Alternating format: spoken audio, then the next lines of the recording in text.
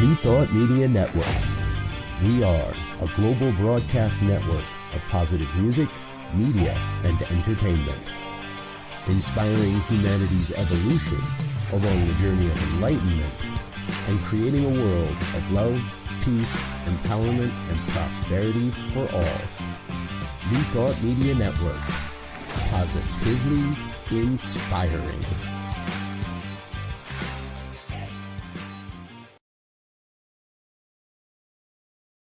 Welcome to Girls Behaving Metaphysically. Your hosts are two girls who believe that life is awesome, that laughter heals, and that it's possible to find deep spiritual insights in everyday experience. Here come the girls. It's more than practical. Here come the girls. Way more than merely factual. If you want to know the secrets of a life that's free, listen to Girls Behaving Metaphysically.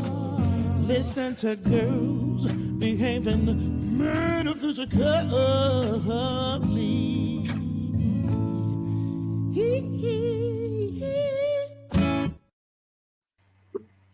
Hello, hello, hello. We are Girls Behaving Metaphysically. Yes, I am Dr. Natasha Wilson. And I'm Robyn Rice-Olmsted. And that's what we are, Girls Behaving Metaphysically. We're so happy that you're here, that you've joined us. If you would do us the favor, the kind gesture of liking, and whatever platform you're on, just click on those buttons and like us so that we can keep coming to you. But here we are, and we are pre-recorded, just so you know, because life is just like that sometimes. It is. You know, thank God you can't always be live. That's so cryptic. If you so were weird. live, how could you have a Volkswagen behind you? Like, But well, the question is there a Volkswagen behind me? there is, Robyn. What is that? It's something. It's something. It's a Volkswagen. It's a Volkswagen bus parked behind me where I'm sitting. Yes, and there are people going in and out of it. There are. But we're not concerned with them. We're concerned with us. So, focusing on us, back to us. How have you been? How's your week? My week is... Let me just preface it with, ladies and gentlemen, she has a glass of wine. So yes, and my week is very human. That's all I can say. It's a very human, earth school type of week. Like I am needing to remember that I am a spiritual being having a human experience, and I'm forgetting very often. How are you? I'm good. Life is so surreal, I think. I mean, it's very similar to what you just said. It's just surreal. I mean, because it is this human experience, which really is some kind of illusion. Like we think that all these things have to happen and are happening, and if they don't happen, and in reality, regardless of if any of that happens, life goes on. Life. What's that? Well, we are diving deep into this metaphysical realm of madness. If you're joining us for the first time, we are Girls Behaving Metaphysically. And what that means is that, we really look at the metaphysical and everything. And so, on some level, there's really no such thing as a bad day because, you got to be able to find the good in it somewhere. So, we're just exploring things. We like to start out with pulling a card because it's what we do. We look for a sign. Everybody, all of us metaphysical people look for signs in the universe. Should I go left? Should I go right? Ooh, there's a sign. Well, I have our cards. I've shuffled. Are you ready for me to pull? Sure. Yeah. You ready? Sure. I'm ready. I'm so ready. I feel like we pulled this before. Come back to center.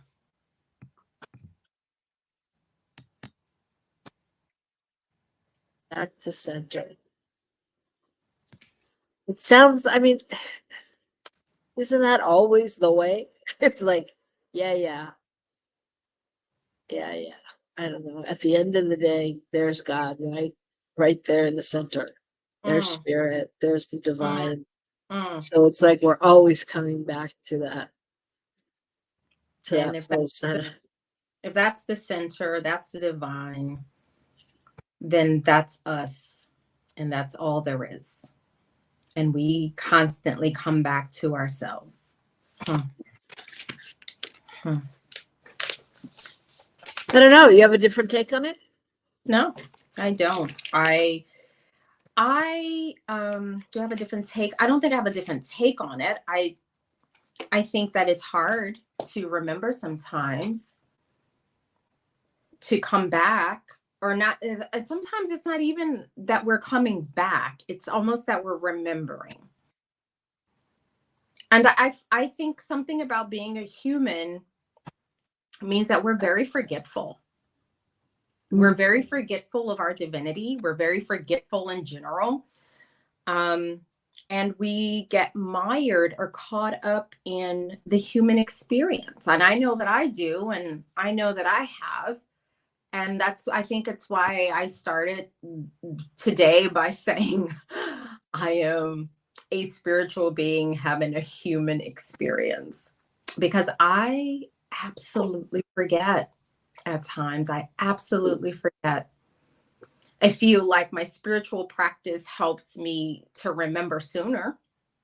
So, unlike when I was in my 20s and I used to spin out, and then like I'd have to see a practitioner, and a practitioner would be like, Natasha, you are a divine emanation of God. Now I'm able to sort of pull myself back and just sort of remember. But I'm almost 50. Sometimes I feel like I still need my practitioner. Especially on weeks like today. I said weeks like today. So that goes to tell you what it's like for me. Weeks like today. There you go. Yeah, I got that. And I don't think that you ever really stop needing a practitioner in the sense that it's always good to have that sounding board or that voice of reason, or whether it doesn't have to be a practitioner, but it needs to be a practitioner. I'm sorry, it needs to be a practitioner, because I'm sorry, it needs to be a practitioner. It needs to be someone who is holding that foot in that Jesus, that Jesus, those Jesus feet. One foot is of the world and one foot is of not the world, right? Robyn, tell me the Jesus saying. I'm in the world, but I'm not of it. And I feel like that's what practitioners do. And that's practitioner specific. Yeah, I agree with you. Yeah, it definitely needs to be someone who is practicing the presence, who is practicing what you said, standing in the knowingness that God is all there is. And yeah. And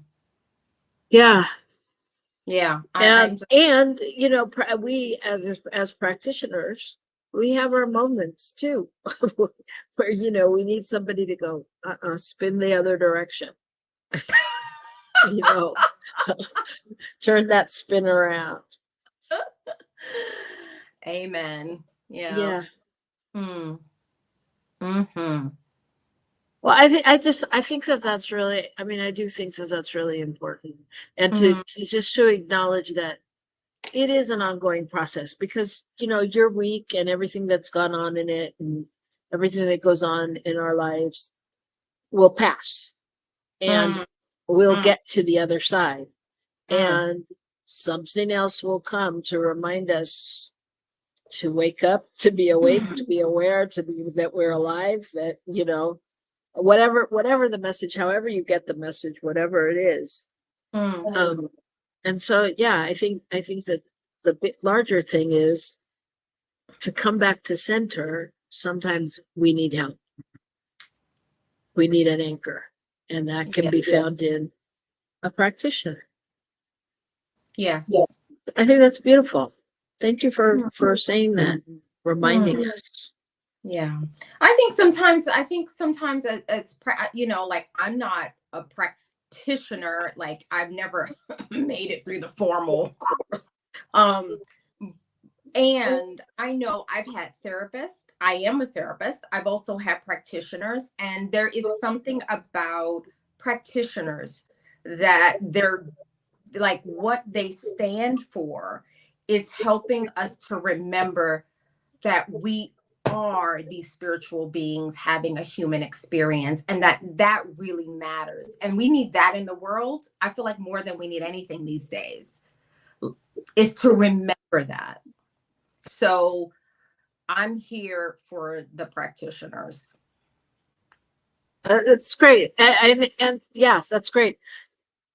And I think, while I agree with you. And I think that the difference is, a lot of therapists, not you, but a lot of therapists are basically only school learned and are thinking, are constantly thinking and fixing. And the difference is a practitioner is standing in that place of knowing that you were never hurt, harmed, or endangered, that you can be nothing but the reflection of pure spirit, that there is nothing to fix. You know what I mean? And so I think when we as practitioners come from that place, we're not talking about what we've learned, even though we've learned a lot in our training. We're not trying to teach or trying to fix. We're listening in that moment to what's coming through and what's needed to be heard. And I actually had that experience today. I was doing a prayer call with somebody, a client, who wanted to give me a whole lot of story beforehand, and I listened, and when I prayed, she had a call she had to make in 5 minutes because this was going wrong and that was going wrong with the project she was working on, and they were going to la la la la. And what came out in the prayer was that it was this prayer was really, in this situation, was really about a rite of passage for her. That it was about her standing in her power and blah blah blah blah blah. I didn't think about that. I didn't get that from that. I got that from the feeling tone of what she said, and it came through that way. You know what I mean? It just came through. And generally, I don't even remember, but she happened to text me after and tell me, "Oh, that was so right. It was so a rite of passage, and I feel so powerful," and blah blah blah. But I mean, it's letting go of that, fixing it, and really being in tune with what's being asked to be called forth. So, so Natasha, go ahead. No, I was going to say, I really like that because, like, I'm not sort of poo-pooing on being a therapist. Like, I'm a therapist. And I'm not a therapist trained in the tradition of fixing anything. I'm not here to fix nothing. But there is a difference in terms of that practitioner piece. And I've had enough training in the practitioner piece that piece around never being hurt, harmed, or endangered, I think is very unique to the practitioner stance. That isn't carried across even in transpersonal perspectives of therapy. I think even in transpersonal perspectives of therapy, we are called to, and maybe there is an alignment there with the practitioner piece where, look, I will stand in this world with you and hold this line that you believe you've been hurt, harmed, or endangered. And there is this other piece where I am also holding this foot in knowing that because you are a unique emanation of the divine, it is impossible. You have not been hurt, harmed, and danger, but I can hold this other reality with a small r, right? There's the reality with a small r and the reality with the big R.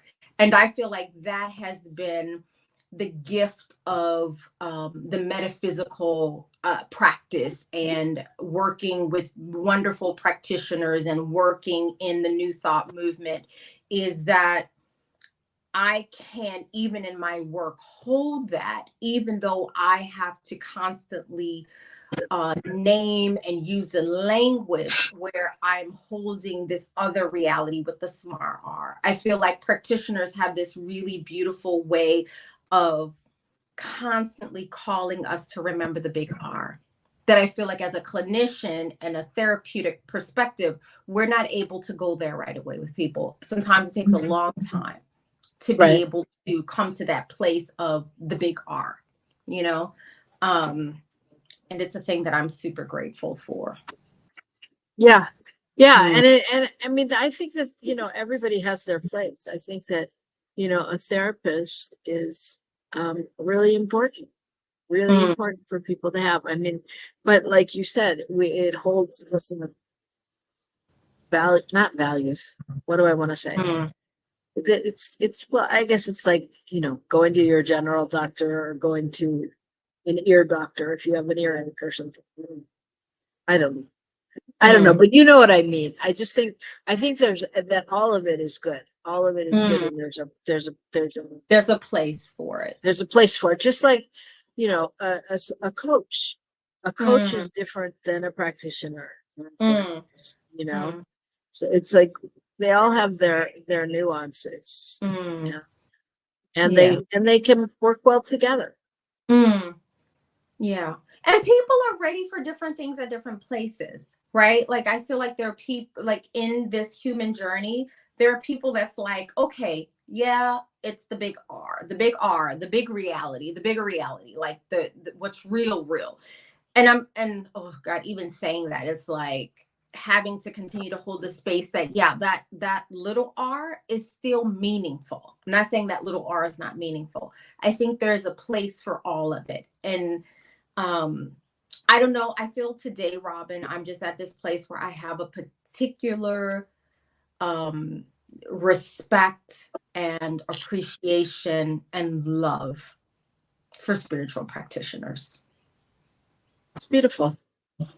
So it is. It's very nice to know that that we're held that way, So thank you. So Natasha is encouraging us all to go see our practitioner. And if you don't have one, there's plenty of us out there, and you can always ask anyone at New Thought Media to direct you in the direction of some practitioners. You can ask me. You can, if you need or would like to experience a practitioner, call us. Look, get one. And practitioner does not eclipse a therapist. You can have both. I think you can have both, but I am completely right now in this place where I'm like, if you don't have anything, get a spiritual practitioner. Okay. Well, do it, but don't do it until after our show, unless you want to start looking now when we take a break. You can flip through the sites and see if you can find someone. But we're going to take a break right here, and we'll be back with you in just a few minutes right here on New Thought Media Network. Please help us say thank you to our organizational sponsors, including the Hefferland Foundation, Affiliated New Thought Network, International New Thought Alliance, Science of Mind Archives and Library Foundation, Center for Spiritual Living Denver, Center for Spiritual Living Midtown, New Thought Philadelphia, Planned Happiness Institute, Summit Center for Spiritual Living, One Heart Retreats, Center for Spiritual Living on the Lake, Unity Kitchener, Unity Spiritual Center Ottawa, Om Center for Spiritual Living, Satya Center, Begin Within Ministries, Center for Spiritual Living North Jersey, Unity of Savannah, and the Center for Spiritual Living Seattle, as well as all of our individual donors. Thank you for being part of the New Thought Media Network. Please like, share, and subscribe. New Thought Media Network, positively inspiring.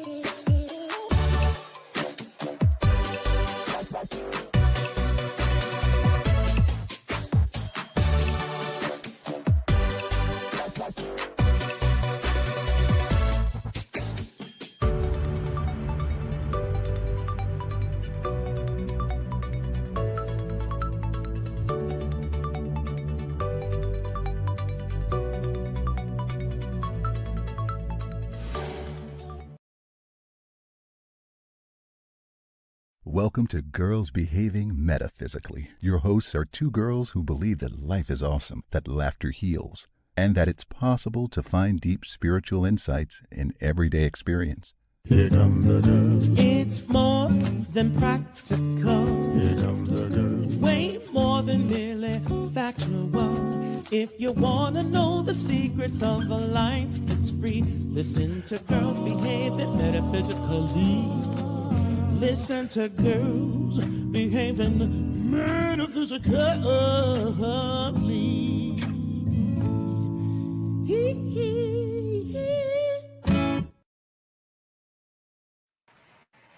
Hello, we are back. Yes, we I am are. Robyn Rice. I'm Robyn Rice Olmsted. Dr. Natasha Wilson. And we are. We are Girls Behaving Metaphysically. And what does that mean? As you can tell, we don't rehearse this. What does that mean? I think that's a great question. What does that mean? Because I've been thinking this a lot lately. I was thinking about the women I want to have on this show, and not that it's all girls behaving metaphysically, because the concept of the show is really generic. That it's that everything we do, male, female, transgender, it doesn't matter. Everything we do is metaphysical or is a form, can be spiritual. And so it just happened to be that when we started this show, we were girls. And so Girls Behaving Metaphysically was just the perfect title. But, I'm thinking about all the spiritual badass people we know. And so many people are doing such great stuff. I was thinking specifically women, but it's people across the line. But I mean, that there's just a lot of people doing great things out there. I think that don't get credit in the spiritual column necessarily because it looks like something else. What do you think? I think if we look at the science of it all life is inherently female. So I personally, not just personally, just scientifically, we know that all life is inherently female. Before anyone develops a penis, they have a vagina. So in the womb. So everybody's a girl, ultimately. I also know that when it comes to the same thing, I think we keep being confronted by the same stuff over and over again. Like, even from a scientific perspective, we think that we're different races, and yet we all come from East Africa. So the truth is we're all African. So we're all girls and we're all Black. So that's where I come from. So if you have a challenge with that, get over it or Deal change with the it. channel. Deal with it. You're all Black women. Get over it. So So I actually asked Google, because I like to talk to Google. I actually asked Google, what do people want to talk about? mhm. And Google said they wanted to talk about food and other people. And I thought that was really interesting. So it says each other, we are fascinated by how each other lives and profits or loses as a result of our choices. And I thought that's an interesting topic. What? That we want to as talk people, about food and no, other people? yeah, other people.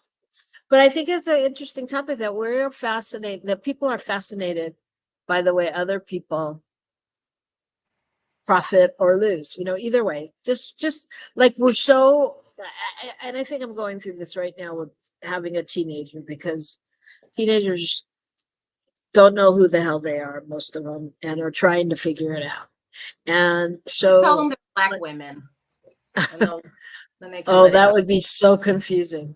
No, it'd be awesome. It would be awesome. Well, I'm telling you, where our kid stands right now, it would be, I mean, he would probably be very happy about that. It would clear up a lot of issues.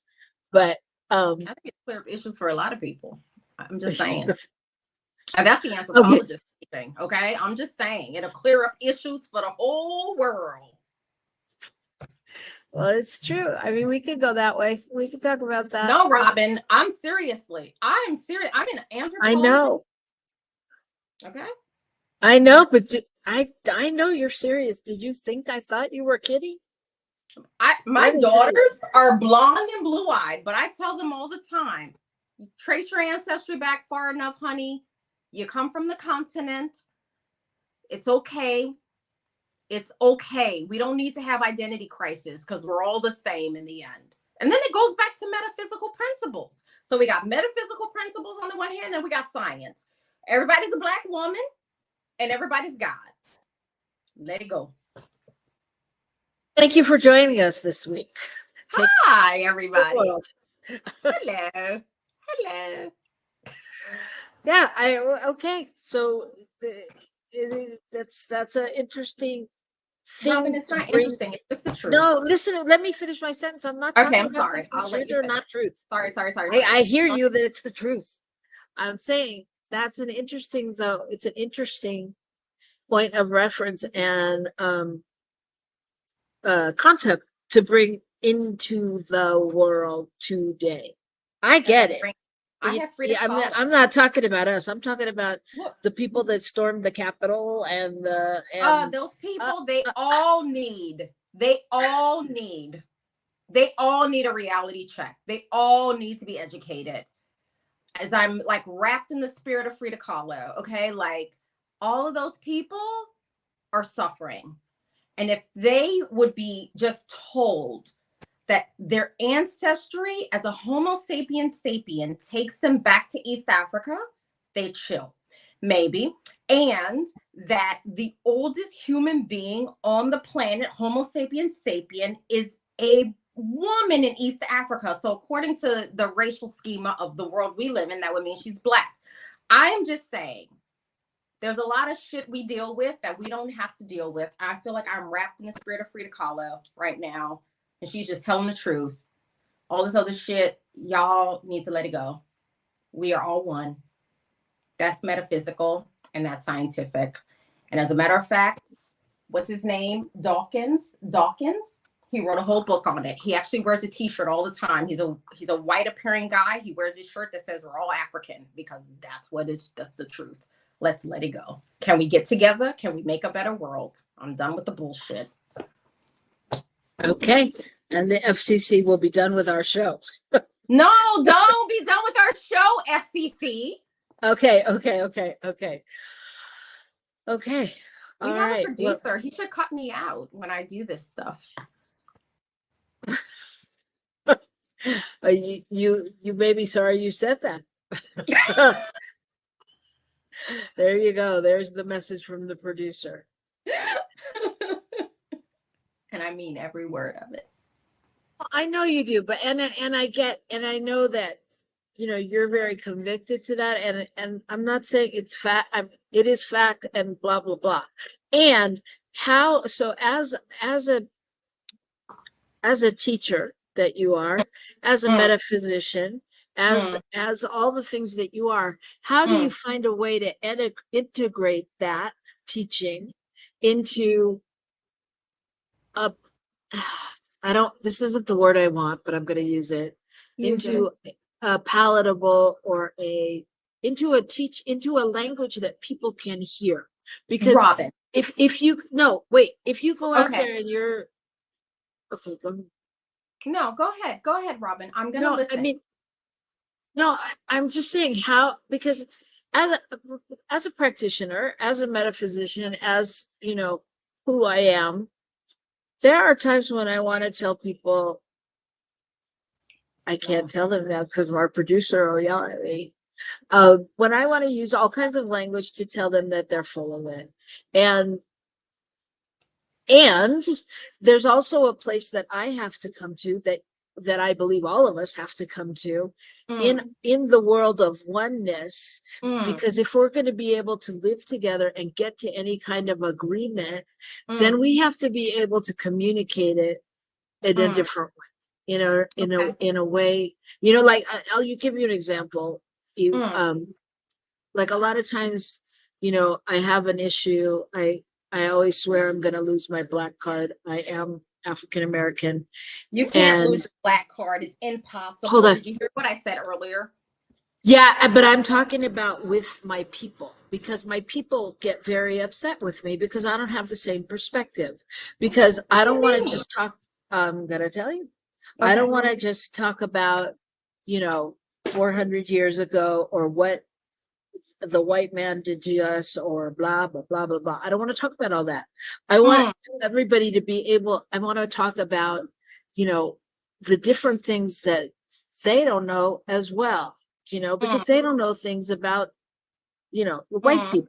And there needs to be a meeting and an understanding and a tolerance. So it's like, how do you convey the message that you just had, which I think is phenomenal, that we all come from the same place, but how do we do that in a way that people can really understand? Honestly, Robyn, I'm just like, I like to ask people, what is your investment in this fiction?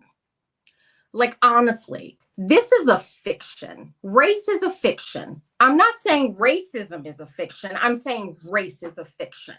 So what is your commitment to this fiction? I'm just at the place where I, like a lot of people who are moving through what life is calling of us, which is to name the fiction, to start to say, yo, the emperor's not wearing clothes. Y'all can keep pretending that the emperor's wearing clothes, but we all know the emperor's butt ass naked. The fact is, we are one species. Like, we can keep trying to invest in this fiction that is dying, this fiction that has no scientific relevance at the end of the day. Whatever you need, whatever fear you have that is keeping you tied to this fiction, okay, fine. But the fact is, for us to survive as a species, and we are one species at the end of the day, we have got to be willing to look in the mirror and question, why am I so invested in this fiction? For fear or for love? It ain't for love. And I'm done. Look, as a human being who is called Black, who is female for all intents and purposes. No, I was born with a vagina. I'm just saying, like, as a human being born in the body that I'm in, I have no interest and no longer any investment in the fiction. We need to do the work to come through this if we are going to survive as earthlings. This is no longer tenable. It's just not. So I'm not interested. I'm not interested in the games, in the pretend that somehow we're not one species, that somehow we don't sink or swim together. We need to get on the same page if we're going to survive. I'm just done. I have actual children that I love who, for all intents and purposes, they are different races, but I love them. And I know for them to have a future, we got to stop this. It's madness, Robyn. It's madness. So like, I agree with you. But what? Like, I feel like what? Like what? I have to play this but game? No, I didn't say it's a game or to play the game. I said, how do you, it's like if you were teaching the class, because obviously not everybody's going to go, oh yeah, we're all the same. Oh yeah, we came, we're one. And oh yeah, it was a woman. Science, Robyn, it's science. What are we going to do? People deny science all the time. Well, fuck, I'm sorry. Yeah. So people deny it. So that's not what I'm saying is, okay, in total agreement. And how do we make it so that people can hear it? I mean, I get that you're done and you don't care how people hear it. Robyn. I love you. I love you. And I think that I love you so much. And I think that you are such a beautiful human being that you are asking this question. There are human beings like me that are born in these dark brown skin bodies, that are born with vaginas. And I'm tired. If I have to swallow the reality that is the science, then I'm like, stop all the shenanigans. We are one species. If you don't care about the science, which is the best that the West has to deliver, the best that the West has given to the world is a scientific method. West, i.e. white, has given to the world. If you don't buy into that, then what is there for me to do? What is there for me to do? Well, that's y'all. God bless y'all. I'm gonna drink my kombucha. Bless you all. You don't have me on Girls Behaving Metaphysically to be like kowtow like these people. It's not about kowtowing. It's about offering the people that are listening maybe that inroad to understanding, because no matter what you say, people don't understand. I mean, we could look at many things. Do we need to address the school system? Is that what you're saying? We need to deal with the school system for not teaching people science, which is the best that the West has to offer is the scientific method. And now the scientific method is agreeing with metaphysicians. Now the scientific method can measure quantum physics. The best that the West has to offer. West, that's white people. Okay? I got it. Y'all science is showing you what you're in resistance to. There's no place for me. I'm doing my work. I'm doing God's work. Okay. I'm doing God's work. God's work is not about continuing these shenanigans. Come on, people. Come on. Okay. Come on. I think you're preaching to the choir. But I'm saying, like, I don't want to preach to the other people. I'm sick of them. They've been like we have 500 years. Like, seriously, they expected me to preach to them? Oh, no. God. Give me kombucha and a glass of red wine. I ain't got time. That's the other thing that the West did for the world. It gave the world great wine. I named my dog Bacchus after the god of wine. Okay, so there we go. Okay. Great lipstick. All right.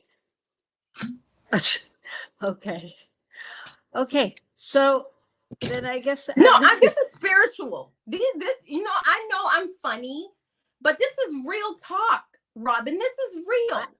I am not denying that. Why do we have to keep putting all our energy to the people that don't want to get on the boat of survivors. They want to sink with the Titanic. What am I supposed to do?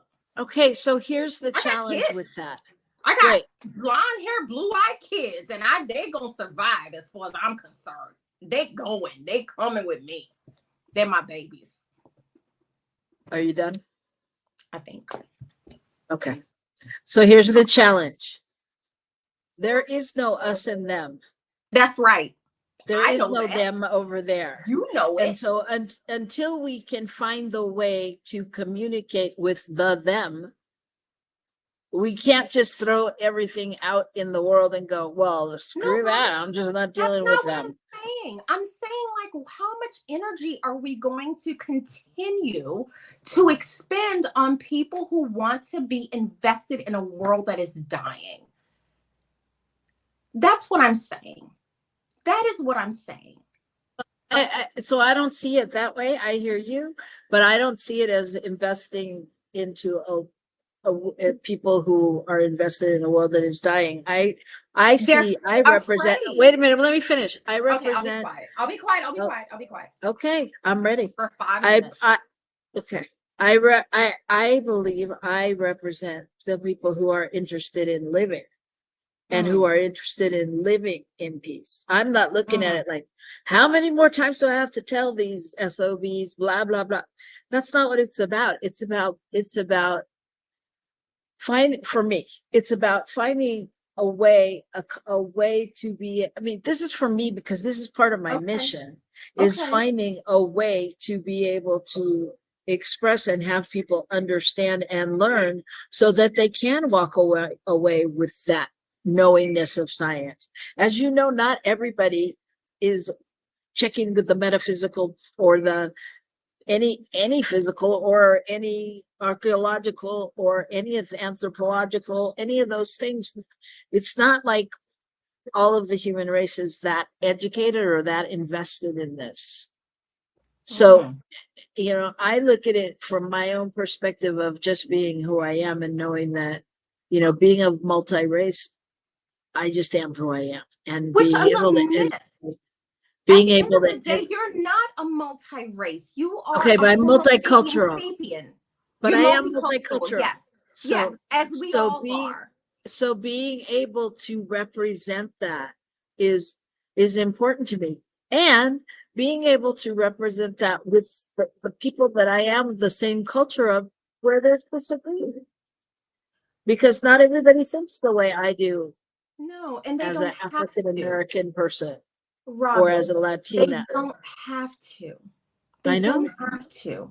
What I'm saying is, we can have culture, but do not ask for there to be. Race is not real. Culture is. Race isn't.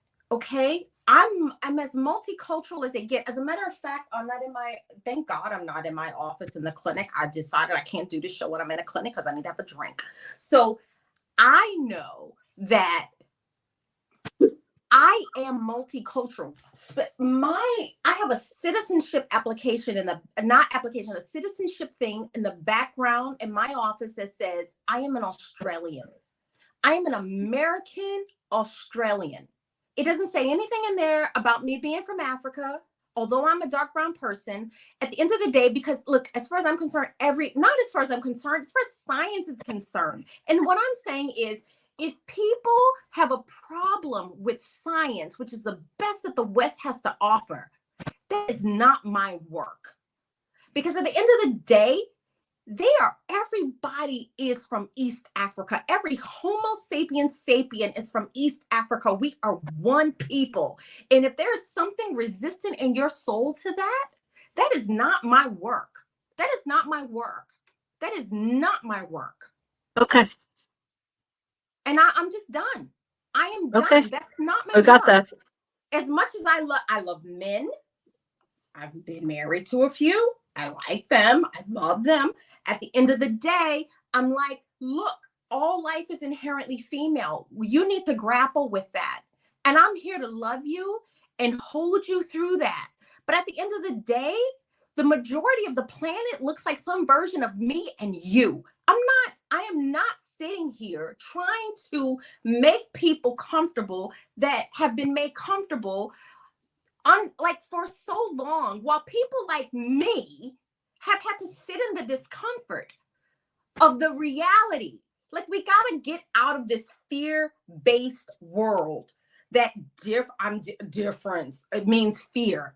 Look, we look different, but at the end of the day, what does it all mean? We are metaphysicians. We are all God at the end of the day. And if you have some resistance in your spirit to that, that is your work. That is what you are here to do.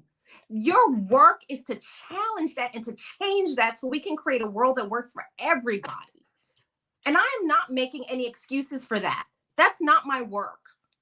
My work. Nobody's asking you. I'm sorry, Nobody's Robyn, asking you not to make about you. excuses. I'm just saying in general. Like, I'm sort of done with having to carry the extra load. We need people who are willing to carry this load with us, so that not only can we survive, but we can thrive as we move into the next century. There's so much more. There's so much more. There's just so much more we could be doing with our time than trying to help people feel comfortable with the reality. If I have to become my grandma, I have to be comfortable with the reality. My great-grandma, my great-great-grandma, everybody got to be comfortable with the reality. Let's do it. Let's do the work so we can get there. We sink or swim together. I hear you. I hear you. Where I am. So. And I understand that. And that's a valid place to be. And, some people aren't going to be able to do that work without getting to the other work they need to do. I'm just saying. So that was kind of where my question stemmed from, like where does one begin? But it is, I mean, I get it. I get it. Maybe I should do the podcast from the clinic. Because I can't have one. Wine is okay. Look, there are certain things I love about the West. The West gave us science, it gave us a scientific method, and it gave us good wine. Okay? Like, let's do this together. Like, the West is great.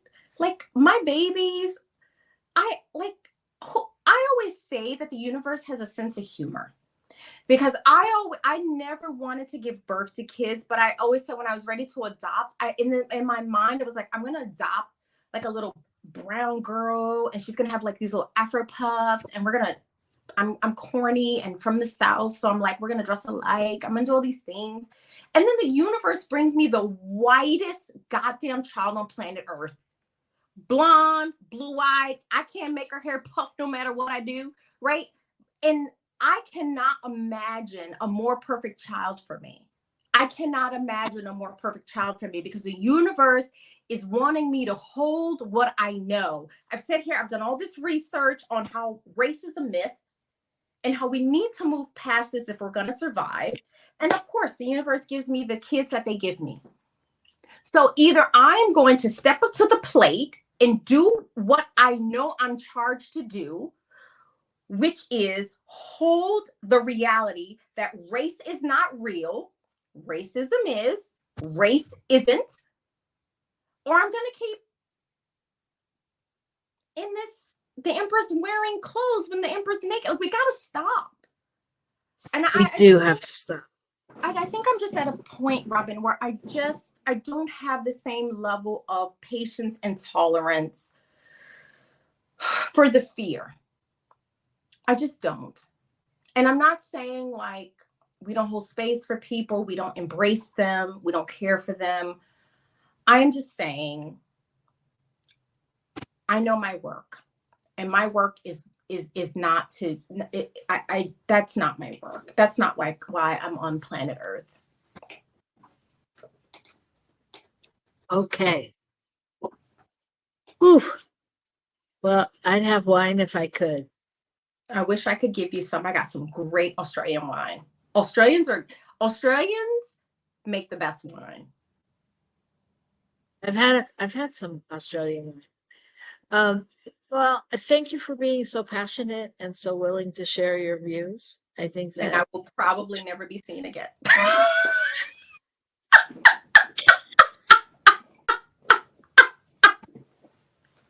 wow, you think Michael, our producer, is that big and bad that he's gonna have No, to... look, I know Michael. Michael is, I have a feeling, like I can just feel in my gut. Michael is, I think Michael thinks he's a black, Michael knows he's a black woman in his core. I'm not worried about Michael at all. I know, though. I want to know if Michael's wife knows he's a black woman. She's a black woman in her core. Yeah, I know. We'll have her on. Anyway, well, and so, so, all right. There are no words. So, There are no words. okay. All right. I'm So usually there you really have it. quiet, Robyn. Okay. No, That's when I'm in the clinic, I'm so quiet. I'm just like, I'm Dr. Natasha Wilson, and I'm going to like look at the facts. And like I was like, I can't do this in the clinic anymore. Because I'm gonna do a podcast. I'm going to bring what I know to bring. right. Well, let's just hope no one from the clinic tunes in or finds you on Facebook. I don't care. Anyway, it doesn't matter. We're just grateful. We're grateful you found us, however you found us, and we're really grateful if you returned. And who knows? It's not always quite this passionate, but it's always interesting. It So is. we guarantee you that. So I just want to thank Michael Mangus, our producer, and New Thought Media Network for being the space where we can hold these conversations and know truly that at the end of the day, it's all one, it's all love. That's and right. So we're sending you love out there, whether you identify as a black woman or not, whether you, I'm not going to recap, you know, all the things, all the possibilities. And at the end of the day, as Dr. Natasha said, there is only one. So keep that one in your heart and in your mind, and we'll see you next week. Peace and blessings, y'all. Bye. Bye.